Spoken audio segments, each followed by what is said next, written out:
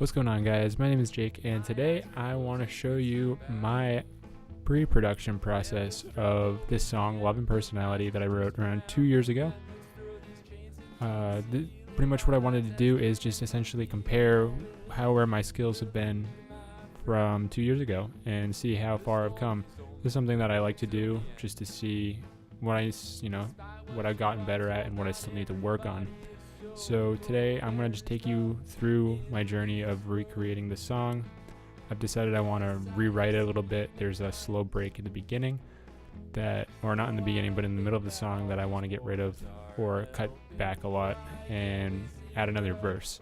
So I'm just going to go through the whole process of restructuring the song and essentially finding the tones that I need to use and get ready for the recording process, which will be in a different video.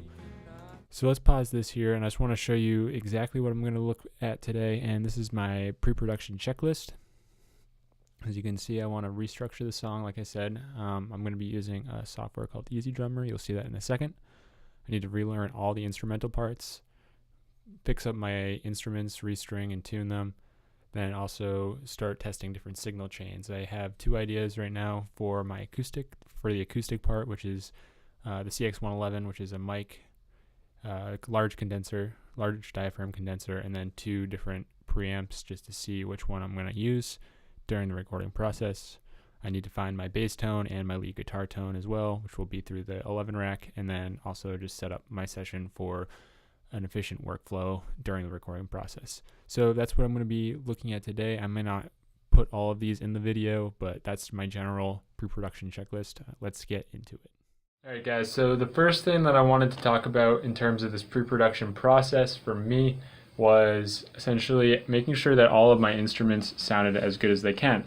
And what I mean by that is taking them out of the closet first of all and restringing, retuning them, making sure that they all sound as good as possible. I have bass guitar here, acoustic, and my 7-string electric, which all will be used in this piece. Bass obviously for its sole purpose. Acoustic guitar will be more of the rhythm, which I'll probably do some layering. I think I'm going to try and do some layering. We'll see what happens in terms of how our mic preamps and microphones sound, our combination of those, and then my electric will be the lead part in this song. Now the next thing that I needed to do for this, because I hadn't played this song particularly in 2 years, so I went through and listened to the tracks that I had recorded. I'll probably link in the description the original, which is on my SoundCloud. And yeah, so essentially I had all of these tracks. A couple of them are hidden. And I went through and relearned all the parts, and you can see that I wrote them down just to make sure I was ready to go when it comes time to record. Now the last part of this pre-production process that I'm going to work on and show you guys actually in this video is testing out the microphone and preamp combinations. Now let's see, pick this up. So this is the Audix CX111. Yeah, that's the correct term. It's just a large diaphragm condenser. Sounds pretty good. I use it for a lot of dialogue in my videos. And I think this is what I'm going to use. I'm going to start by pointing at at the 12th fret of the acoustic guitar and kind of move it around, move it up at an angle, move it like this to see if we can get more of the high end of the guitar. Yeah, so that's what we're going to try. And I'm going to try that Onyx Blackjack in the corner, which is my first AI that I got, and then the 11 rack, of course, and then also test out a couple different tones for the lead guitar and the bass. So that's kind of my plan for this pre-production process, and hopefully you guys will pick up some stuff and kind of just see how I write music and record my own music on my own. So yeah, let's get into it. Alright guys, how's it going? So we're back in Pro Tools right now. I just really quickly wanted to show you this because I wrote it down on my pre-production checklist, and that was the restructuring of this song. And I want to show you how I did it, or how I do it, because I don't record live drums in this room particular with my solo productions. I use a drum software called Easy Drummer. There are a bunch of other ones out there that are more complex and you can get a better sound, but for the ease of use, I would highly recommend EZdrummer. It's pretty fantastic and it sounds pretty good. So what I did here was originally I had a slow break right after the chorus that was very long. If you take a look here, you see these green sections here, and essentially there's 4 of these green sections, and it was way too long. It was way too much. So what I wanted to do was I broke it up, and right after the chorus, which is this purple part here, I added another verse. And you can see what I did was all I had to do was essentially, copy and paste. Take that and then essentially click here, drag in and paste, and essentially I had another full verse ready to go. Now that also means I had to write another set of lyrics, but with this song it's more of a story and it progresses with the lyrics a lot, so I thought it was a good choice to make, and it kind of split up that slow section a lot too, which seemed a bit too long in my opinion. So when I'm thinking about pre-production, I'm not just thinking about how everything sounds, I'm also thinking about the composition and how I can make the composition better. So that's something to think about when you're reproducing a song or producing a song for the first time, is just how is this composition going to progress and how is it going to sound the best it can. Because like I said, as much as you can do a lot in mixing and mastering and all of that stuff, it really comes down to the composition, the performance, and the recording. And that's what I'm trying to do here in this pre-production process. So I just wanted to show you really quickly what I do here with EZdrummer and how I restructure the song. Let's keep going. Alright guys, so I'm running an Audix CX111, which is just a pretty standard large diaphragm condenser. And the first test that I'm running through is I'm going to plug into my 11 rack with just its regular preamp settings. I'm going to keep the gain up a little bit, and of course with any condenser turn on phantom power. Now I just have a normal vocal rig, which is the standard for the 11 rack here. Obviously the 11 rack can have a lot of different guitar settings, but with just the acoustic and microphone setup, I want it to be as clean as possible. So I have a basic EQ and a basic compressor setting on this preset. However, I now want to go and try this old Onyx Blackjack and then compare and contrast. So let's check that out.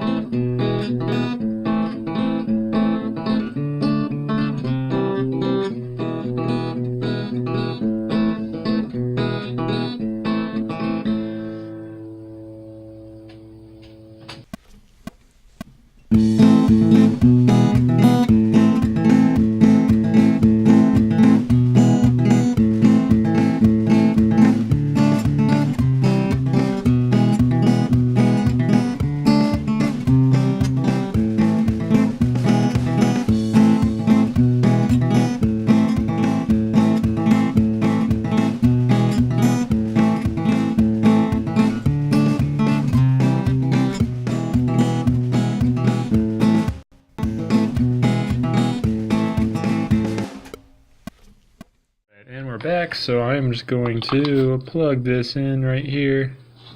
I think it goes in this way.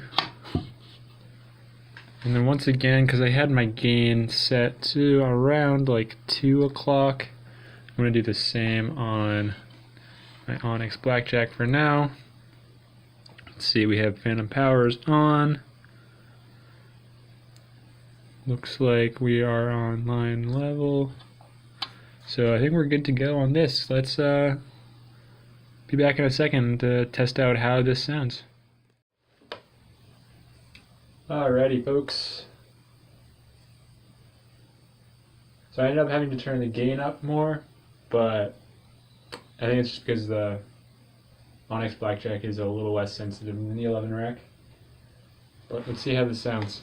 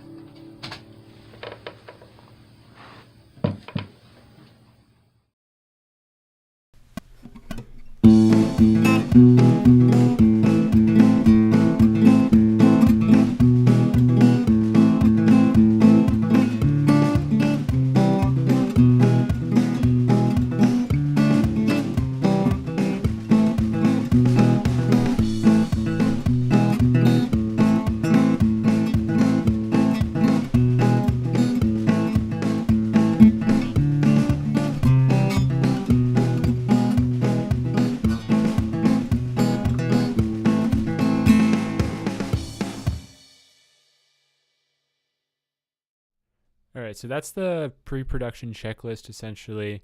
I did not incorporate finding my bass tones and guitar tones. That was just a lot of fiddling. It was kind of tedious. I actually had videos for it, and my camera was not focusing, so I decided just to leave that out, but because it was pretty boring. Essentially, I'm sure you guys are pretty familiar with fiddling with guitar amp settings anyways.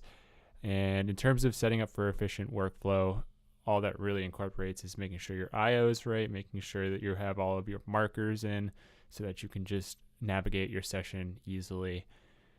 So that's going to be it for this first episode of reproducing this song that covered most of the pre-production process. In the next video, I will actually go through my recording workflow, which should be a shorter video. And then once I have everything recorded, we will go into mixing. So stay tuned for those videos, and hopefully you guys learned something. And until next time, have a good day.